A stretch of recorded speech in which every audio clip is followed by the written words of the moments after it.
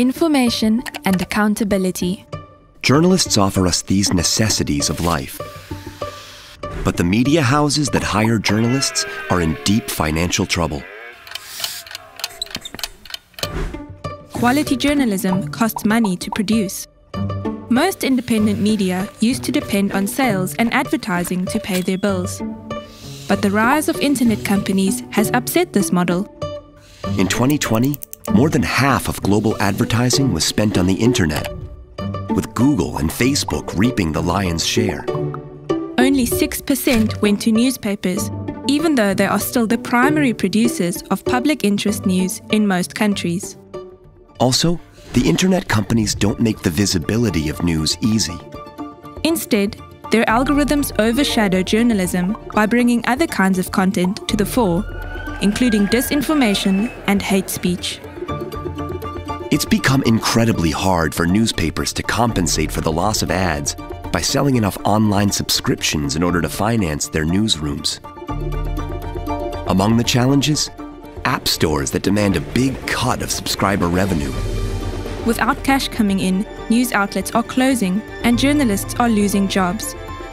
And we, the public, are the biggest losers as the supply of trusted and local news diminishes.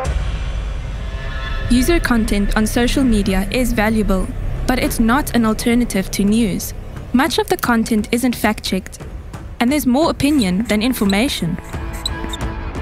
On top of all this, there has also been a marked increase in censorship and attacks on journalists. Economically wounded, newsrooms are hard-pressed to protect journalists and push back against curbs. COVID-19 has doubled the blow.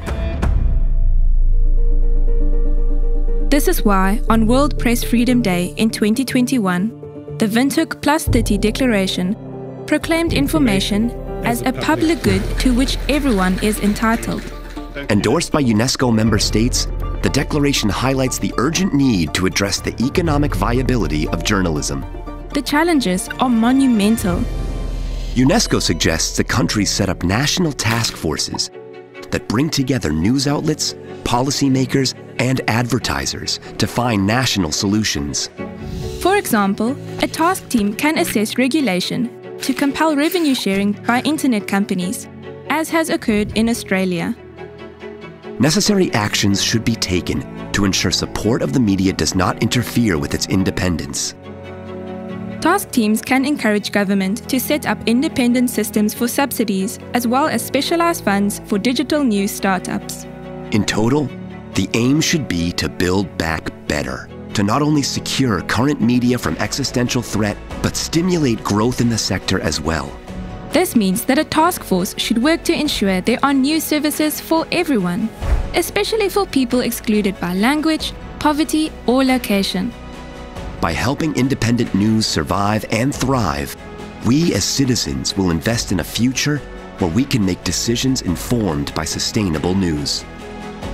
The time is now to set up national task forces on media viability, before it's too late.